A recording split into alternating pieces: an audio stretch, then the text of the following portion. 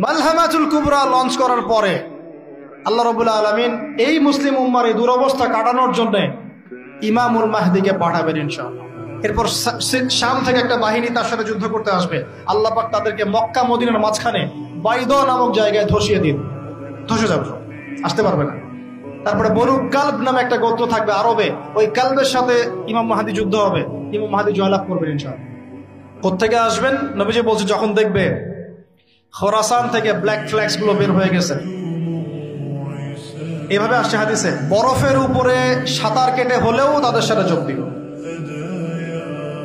ওই সময় ওয়ার্ল্ডের অবস্থা কেমন থাকবে আমরা জানি না, হাদিসে এভাবে আছে। নবীজি বলেছেন খোরাসান থেকে যে মুজাহিদিনরা বের হবেন তাদেরকে কোনো বাহিনী পরাস্ত করতে পারবে না, এমনকি তারা জেরুজালেম পর্যন্ত পৌঁছে ওটাকে জয় করবে। হাদিস আসছে, কিছু করার নেই। হাদিস সহিহ না জয়ীফ না জাল, ওলামায়ে কেরামকে জিজ্ঞেস করে নিন, এটা হাদিসে আছে, কিছু করার নেই। পৃথিবীর ভবিষ্যৎ লেখা হয়ে গেছে। ইমামুল মাহদি এখান থেকে মদিনা থেকে তিনি পালিয়ে চলে আসবেন মক্কায়। তিনি নেতৃত্ব নিতে চাইবেন না, মানুষ জোর করে তাকে নেতৃত্ব দিবে। হাজার আসওয়াদ এবং মাকাম ইব্রাহিমের মাঝখানে তার হাতে বায়াত নেওয়া হবে। কতজন বায়াত নেবেন? 313 জন। 300। এরপর শাম থেকে একটা বাহিনী তার সাথে যুদ্ধ করতে আসবে। আল্লাহ পাক তাদেরকে মক্কা মদিনার মাঝখানে বাইদা নামক জায়গায় ধসিয়ে দিন, ধসে যাবে, আসতে পারবে না। তারপরে বনু কালব নামে একটা গোত্র থাকবে আরবে, ওই কালবের সাথে ইমাম মাহদি যুদ্ধ হবে, ইমাম মাহদি জয়লাভ করবেন ইনশাআল্লাহ। তারপরে তিনি সারা ওয়ার্ল্ডটাকে আবার রুল করা শুরু করবেন। হাদিসে আসছে তিনি গুনে গুনে গনিমতের মাল দিবেন না, মুষ্টি ভরে ভরে মুসলমানদেরকে দান করবেন ইনশাআল্লাহ। তারপরে বের হবে মাসিহুদ দাজ্জাল মানুষের রূপে, ওই যে 4টা জায়গার কথা বললাম, সে বের হবে ইত্যাদি ইত্যাদি। এবার সে মানুষের রূপ ধরে আমাদের সমাজে প্রবেশ করবে এবং তার অনুসারীদেরকে নিয়ে ম্যাসাকার করা শুরু করবে। কিন্তু মুসলিমদের মধ্যে একটা বাহিনী শেষ পর্যন্ত তার সাথে যুদ্ধ করতে থাকে, শেষ পর্যন্ত। লা তুকাতিলুনা আল-ইয়াহুদ, এমনকি গাছের পিছনে ওরা লুকালেও আল্লাহ নবী বলছেন যে গাছ পাথর কথা বলবে আমার পিছনে আছে, এসো মেরে যাও। হতে হতে হতে হতে যখন মুসলিমরা একটু কোণঠাসা, আল্লাহ পাক পাঠাবেন আসমান থেকে ওই মাসিহকে, যে মাসিহকে তারা চিনতে পারে। ওরা যাকে মাসিহ মনে করছে, তাহলে এই মাসিহটা কে? এ মিথ্যা মাসিহ, মাসিহুদ দাজ্জাল। কথা বুঝতে পারছেন? তাহলে সবচেয়ে বড় প্রতারণার শিকার কারা হচ্ছে? এই ইহুদিরাই। এই বিশ্বের সবচেয়ে বড় প্রতারণার শিকার তারাই হচ্ছে। মাসিহুদ দাজ্জাল ওদেরকেই প্রতারণা করছে, বুঝতে পারলি কথা? ওদের সাথেই সবচেয়ে বড় প্রতারণা হচ্ছে। ওরা মনে করছে এই সত্যিকারের মাসিহ, সে আসলে আমরা বিশ্ব রুল করবো। সে সত্যিকারের মাসিহ নয়। ঈসা ইবনে মারিয়াম আসবেন কিভাবে সেটাও এসেছে। 2 জন ফেরেশতার কাঁধে ভর দিয়ে তিনি নামবেন শাম অর্থাৎ সিরিয়ার দামেস্ক শহরের মধ্যে। কোন শহর? দামেস্ক। এই জায়গাগুলো খুব বরকতময়। আল্লাহ নবী দোয়া করেছেন, আল্লাহ শামে বরকত দাও, আল্লাহ ইয়েমেনে বরকত দাও, আল্লাহ শামে বরকত দাও, আল্লাহ ইয়েমেনে বরকত দাও। আর মুসলমানরা বলছিল, আল্লাহ রসুল আমাদের নাজদেও বরকত দিতে বলেন, আমাদের নাজদেও বরকত দিতে বলেন। আল্লাহ নবী বলছেন যে নাজদে বরকত না, বরং ওখান থেকে ভূমিকম্প বের হবে, ওখান থেকে শয়তানের শিং বের হবে। চিন্তা করে, ওই যে বললাম নাজদিরা তুর্কিদের বিরুদ্ধে যুদ্ধ করেছিল, অটোম্যান এম্পায়ারের বিরুদ্ধে যুদ্ধ করেছে ব্রিটেনের সাথে হাত মিলিয়ে। ওরাই এখন সারা বিশ্বে, বাংলাদেশে এদের লেসপেন্সার আছে বহুত, বাংলাদেশে এদের বহুত লেসপেন্সার আছে। তারা বলে, ওই যে দেখবেন যে যখনই আমরা এগুলো নিয়ে আপনাদেরকে সচেতন করতে চাই, মানে এরা তো খারাজি হয়ে গেছে, টুকরো হয়ে গেছে, এই হয়ে গেছে, সেই হয়ে গেছে, এভাবে করে গভর্নমেন্ট প্রশাসন সবার কাছে আমাদেরকে বিতর্কিত করার চেষ্টা করে। অথচ আমরা কি কারো শত্রু? আমরা কি এই আলোচনাগুলো করে ওয়ার্ল্ডের প্রেক্ষাপট বদলাতে পারবো? পারবো না। কিন্তু আমাদের প্রজন্মকে আমরা জানাতে তো পারবো, যাতে তারা আত্মবিশ্বাসী হয়ে গড়ে ওঠে যে আমরা এই নতজানু মনোভাব নিয়ে পৃথিবী থেকে যাবো না ইনশাআল্লাহ। আমরা পৃথিবী থেকে মাথা উঁচু করেই যাবো ইনশাআল্লাহ। মুসলিমদের হাতেই বিশ্বের বিজয় লেখা আছে। আস্তে আস্তে বিশ্ব ওদিকে যাবে, এটা তো তাদেরকে জানতে হবে। আমরা তাদেরকে জানাচ্ছি মাত্র। তো নাশ থেকে বের হবে শয়তানের শিং, এটা বলা হয়েছে। যাই হোক, এখন ঈসা ইবনে মারিয়াম আসবেন এই সিরিয়ার দামেস্ক। চুল দিয়ে টপ টপ করে পানি পড়তে থাকবে, মুক্তা ঝরছে এরকম পানি। তার নিঃশ্বাস যতদূর পর্যন্ত যাবে ততদূর পর্যন্ত কাফেররা মরতে থাকবে। এমনকি তিনি খুঁজতে খুঁজতে দাজ্জাল পর্যন্ত আসবেন। দেখবেন যে মুসলিমদেরকে অবরুদ্ধ করে রাখা হয়েছে, বলবেন দরজা খুলে দাও, নামাজের ওয়াক্ত হবে, আজান দেওয়া হবে, ফজরের ওয়াক্ত। ভাই আমরা যদি ফজর মিস করি, আমরা আসলে ওই বাহিনীতে যোগ দিতে পারবো না। বেঁচে থাকলেও জানি না আমরা অত বছর থাকবো কিনা পৃথিবীতে, আল্লাহই ভালো জানেন, এটা আমরা জানি না। কিন্তু এই বিজয় সুবহে সাদিকের সময় লেখা আছে, আজান হয়ে যাবে, ইমামুল মাহদি তাকে বলবেন ইমামতি করুন আপনি। ঈসা ইবনে মারইয়াম বলবেন না, এই উম্মতের জন্য ইমামতির অধিকার দেয়া হয়েছে। বলেন সুবহানাল্লাহ। তিনি ইমামতি করবেন না, বরং মুক্তাদি হবেন। দরজা খুলে দাও, নামাজ শেষে দরজা খুলে দেওয়া হবে। দাজ্জালকে খুঁজতে খুঁজতে খুঁজতে এই প্যালেস্টাইন, এই জেরুজালেমের বাবে লুদ নামক জায়গায় তিনি পৌঁছাবেন। সেখানে দেখবেন মাসিহুদ দাজ্জাল আছে। দাজ্জাল তাকে দেখার সাথে সাথেই লবণের মতো গলতে শুরু করবে। সেখানে তিনি তাকে হত্যা করবেন। একজন একজন করে এই সন্ত্রাসী যারা এখন এই নিরীহ মানুষদেরকে হত্যা করছে, এদেরকে হত্যা করা হবে একজন একজন করে, একজনকে ছাড়া হবে না। আমি জন্য বলছি, মন থেকে বলছি, এই যে এক একটা আমাদের বাচ্চা, আমার এক একটা বাচ্চা রক্তের প্রতিশোধ নেওয়া হবে ইনশাআল্লাহ। আমাদের এক একটা বোনের ইজ্জতের প্রতিশোধ নেওয়া হবে ইনশাআল্লাহ। এক একজন ভাইকে যে বুলেট ছোড়া হয়েছে এর প্রতিশোধ নেওয়া হবেই হবে ইনশাআল্লাহ। কে নিবেন? ওই যে বললাম, আপনি পারছেন না, আপনি হয়তো বলছেন দোয়া করছেন এতটুকু পর্যন্তই। ইনশাআল্লাহ তাআলা আল মাহদি আর ঈসা ইবনে মারইয়াম সেটা করে দেখাবেন। তারপরে সেখান থেকে তিনি ইসলামী খেলাফা রিস্টোর করবেন। উর্বর হবে মাটি, সবুজ শ্যামল, বৃষ্টিপাত বেশি হবে, এগুলো হতে থাকবে। এর মাঝখানে আবার ইয়াজুজ মাজুজ বের হবে। ইয়াজুজ মাজুজ বের হওয়ার পরে পৃথিবী ম্যাসাকার করবে। তারা এমনভাবে পৃথিবীতে ম্যাসাকার করবে যে ঈসা আলাইহিস সালাম এবং তার অনুসারীরা তুর পাহাড়ে গিয়ে লুকাবেন, আত্মগোপন করবে, এবং তাবারিয়া হ্রদের পানি তারা খেয়ে ফেলবে। পরের দল এসে বলবে কোনো এক সময় মনে হয় এখানে পানি ছিল, মানে পানি সব খেয়ে সাবার করে ফেলবে। আর বুঝতে পারছেন? ঈসা আলাইহিস সালাম দোয়া করবেন, আল্লাহ এই আযাব থেকে আমাদেরকে তুমি বাঁচাও। আল্লাহ পাক তখন তাদের ঘাড়ের মধ্যে একটা ভাইরাস দিয়ে দিবেন, ভাইরাস, পোকা ভাইরাস। এক ভাইরাসের সব ইয়াজুজ আর মাজুজ শেষ। এরপরে পৃথিবীতে বৃষ্টি বর্ষণ শুরু হবে। আল্লাহ পাক কোথা থেকে জানি পাখি পাঠাবেন, ওই যে আবাবিল পাখি পাঠিয়েছিলেন না, এরকম কোথা থেকে পাখি পাঠাবেন বড় বড় নখওয়ালা। এরা ওদের দেহগুলো উঠাবে, মহাবিশ্বের কোথাও গিয়ে ফেলে দিবে, জানি না আমরা কোথায়। এগুলো রূপ কথা মনে হচ্ছে না অনেকের কাছে, এগুলো সত্য, হাদিসে আসছে। একটা একটা শব্দ শোন। এরপর 40 বছর এভাবে চলে যাবে, ঈসা আলাইহিস সালাম ইন্তেকাল হবে। তারপরে হাদিসে আসছে মানুষ আবারও খারাপ হওয়া শুরু করবে। এত খারাপ হবে, এত জঘন্য হবে যে আল্লাহ শব্দটা বলার মতো একটা মানুষ আর পৃথিবীতে।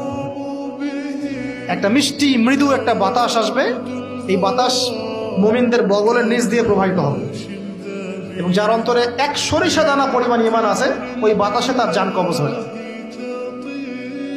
বাকি থাকবে সব এই যে গরু ছাগল হাঁস মুরগির মতো মানুষ, গবাদি পশু। আল্লাহ বলার মতো মানুষ নাই, রাস্তা মোড়ে মোড়ে জেনা করবে। এটা আরো অনেক পরের কথা, অনেক পরের কথা। আমরা ওই যুগ দেখতেও চাই না, বাঁচতেও চাই না ওই যুগে, তাই না ভাই? আল্লাহ পাক বলছেন এরপরে, আল্লাহ রাসূল সাল্লাল্লাহু আলাইহি ওয়াসাল্লাম বলছেন এরপরে একদিন সকালে হঠাৎ করে দেখবে কেনা বেচা করতে করতে, কথা বলতে বলতে, পানি পান করতে করতে, খাবার খেতে খেতে এই যে পশ্চিম দিক থেকে সূর্য উঠে গেছে। তার মানে কি ওই দিন কিয়ামত হয়ে যাবে, এবং এটা এত ফাস্ট হবে, এত দ্রুত হবে। আল্লাহ রাসূল সাল্লাল্লাহু আলাইহি ওয়াসাল্লাম বলেছেন যে কেউ বাসায় ফিরে যাবে, আহাল পরিবারের সাথে একটা দেখা করবে, এই সুযোগ পাবে একদম ইনস্ট্যান্ট। একটা বজ্রনীনাদ, প্রচন্ড মানে শব্দ, এটাতে বিকট একটা শব্দে পুরো মহাবিশ্ব তোলপাড় সৃষ্টি হয়ে যাবে, একদম শেষ। এই হলো সিংহার প্রথম ফুক, শেষ শব্দে। এই যে আমাদের এত বাহাদুরি, এত কিছু সব শেষ, মানে পৃথিবী আস্তে আস্তে ওর শেষের দিকে যাচ্ছে। এগুলো ভাই বিশ্বাস করেন, পৃথিবীর সমস্ত সংগঠন, জালেম, কাফের, ফাসিক, মুশরিক, মুনাফিক যা আছে পৃথিবীতে, একত্রিত হয়েও এই সত্যটাকে কেউ টলাতে পারবে না। আমরা সারা মুসলমানরা মিলেও যদি এই সত্যটাকে টলাতে চাই, পারবো না। মানে আস্তে আস্তে আলটিমেট গোল এটাই পৃথিবীর। এরপরে কিয়ামত, তারপরে তো আপনারা জানেন কি হচ্ছে। ফামান ইয়া'মাল মিসকালা যাররাতিন খায়রান ইয়ারাহ, এক চুল পরিমাণ যদি ভালো কাজ কেউ করে থাকে তাকে সেটা দেখানো হবে। ওয়া মান ইয়া'মাল মিসকালা যাররাতিন শাররান ইয়ারাহ, এক চুল পরিমাণ খারাপ কাজ আমরা কেউ করে থাকলে দেখানো হবে। তবে যারা লা ইলাহা ইল্লাল্লাহ এই তাওহীদের উপর থাকবে, যত বড় গুনাহ করুক না কেন আল্লাহ মাফ করে দিবেন ইনশাআল্লাহ। কারণ আমাদের জন্য নবী সাল্লাল্লাহু আলাইহি ওয়াসাল্লাম সুপারিশ করবেন। তাই বলে কি আমরা গুনাহ করতে থাকবো এখন? এটা নবী সাল্লাল্লাহু আলাইহি ওয়াসাল্লামের শান, তার মর্যাদা। আল্লাহ রাসূল সাল্লাল্লাহু আলাইহি ওয়াসাল্লাম এই কথা বলে গিয়েছেন যে কবিরা গুনাহগার মুসলমানদের জন্য আমি সুপারিশ করব। তাওহীদের উপর যারা থাকবে ইনশাআল্লাহ জান্নাত, শিরকে থাকলে, কুফরিতে থাকলে জাহান্নাম ছাড়া কোনো গতি নেই। এ হলো পৃথিবীর শেষ। আমরা তো জান্নাতে যেতে চাই কি চাই না ভাই? তাহলে এখন আমরা জানি যে এই অবস্থা কেন হচ্ছে, কেন জেরুজালেম নিয়ে এত কিছু হচ্ছে, কেন ওখানে ওরা এত অত্যাচার করতেছে। ওরা কি চায়? ওরা চায় এই জায়গা শুধু না, পুরো হোলি ল্যান্ডটা দখল করতে চায়। তারা দাজ্জালের জন্য মঞ্চ প্রস্তুত করতে চায়। সোজা কথা, তারা মুসলিমদেরকে সেখান থেকে বের করে দিয়ে ওই জায়গাটা একটা দাজ্জালীয় স্টেট কায়েম করতে চায়। সেখান থেকেই মাসিহুদ দাজ্জাল বিশ্বকে নেতৃত্ব দিবে, এমনটা আসতেছে ভবিষ্যৎ। তবে সেই নেতৃত্ব, সেই রাজত্ব, সেই ক্ষমতা চিরস্থায়ী হবে না। মুসলিমরা আবার জেগে উঠবে ইনশাআল্লাহ। ওই জায়গায় ঈসা আলাইহিস সালাম যতক্ষণ খিলাফা কায়েম করছেন না, কিয়ামত হবে।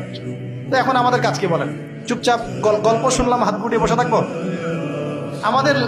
আমাদের ক্ষমতার মধ্যে আমরা কি করতে পারি? আমরা কি প্রত্যেক 5 ওয়াক্ত নামাজে আমাদের ভাইদের জন্য দোয়া করতে পারি? পারি কি না ভাই? পারি কি?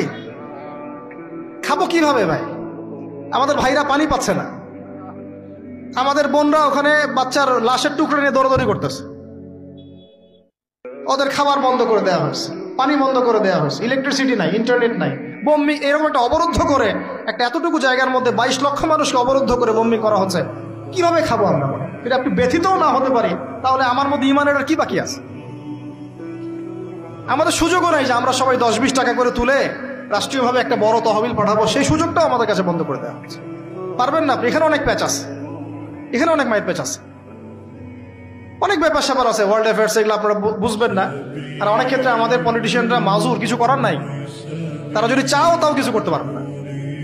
এইভাবে আপনাদের হাত পা আমাদের বেঁধে ফেলা হয়েছে চতুর্দিক থেকে। তো আমরা তো দোয়া করতে পারি কমপক্ষে, নাকি? প্রত্যেক ফরজ নামাজে দোয়াটা করতে পারি তো? কুনুতে নাজেলা পড়বেন, কুনুতে নাজেলা, মানে জালেমের উপর বদদোয়া, এটা পড়বেন শেষ রাত্রে। ইনশাআল্লাহ আল্লাহ পাকের কাছে দোয়া করলে আল্লাহই ফয়সালা করবে। আমরা দোয়া করব আমাদের মুসলিম ভাই বোনদেরকে আল্লাহ হেফাজত করুন, তাদেরকে আল্লাহ পাক যেন খাবারের ব্যবস্থা করে দেন, পানির ব্যবস্থা করে দেন, তাদের জান মাল সম্মান যেন আল্লাহ হেফাজত করেন। আল্লাহ পাক তাদেরকে জালেমের হাত থেকে যেন হেফাজত করেন। আমরা সব ধরনের জুলুমের বিরুদ্ধে। অন্যায়ভাবে কোনো অমুসলিমকে হত্যা করা যায় আছে? নাই। এখানে অনেকে অনেক প্রশ্ন তোলেন, আমার একটা প্রশ্ন উত্তর দেন। 1917-18 সালে এসে ওরা যখন আমাদের ভূমিগুলো দখল করা শুরু করলো, দখল করে আমাদেরকে উচ্ছেদ করা শুরু করলো, ওই সময় থেকেই কি তারা যুদ্ধের সূচনা করে নাই? বলেন তো, যুদ্ধটা কি এখন শুরু হয়েছে? 100 বছর থেকে চলতেছে। এটা তো এমন নয়। আমরা যখন আক্রমণের শিকার হয়েছিলাম 71-এ, আমাদের বাপদাদারা গেরিলা ওয়ার করে নাই? করেছিল না? তখন কি তারা সন্ত্রাসী ছিল? আমরা যদি তখন হাত পা গুড়িয়ে বসে থাকতাম, তখন তো পাকিস্তানিরা আরো চেপে ধরতো আমাদেরকে, পুরো জায়গায় দখল করে ফেলত, তাই করতো না? তাহলে যাদের জায়গায় এভাবে দখল করে ফেলছে, তারা যদি প্রতিহত করে, প্রতিবাদ করে, কথা বলে, ঢিল ছড়ে, আপনি কি তাকে সন্ত্রাসী বলবেন? আমরা দোয়া করবো আল্লাহর কাছে, আল্লাহ পাক যেন আমাদের ভাই বোনদেরকে হেফাজত করেন। আল্লাহ পাক যেন আমাদের মুসলিম বিশ্বের নেতাদেরকে একত্রিত হওয়ার তৌফিক দান করেন, ঈমান দান করেন। আল্লাহ পাক যেন তাদেরকে ঐক্যবদ্ধভাবে এই জালেমদের বিরুদ্ধে পদক্ষেপ নেওয়ার তৌফিক দান করেন।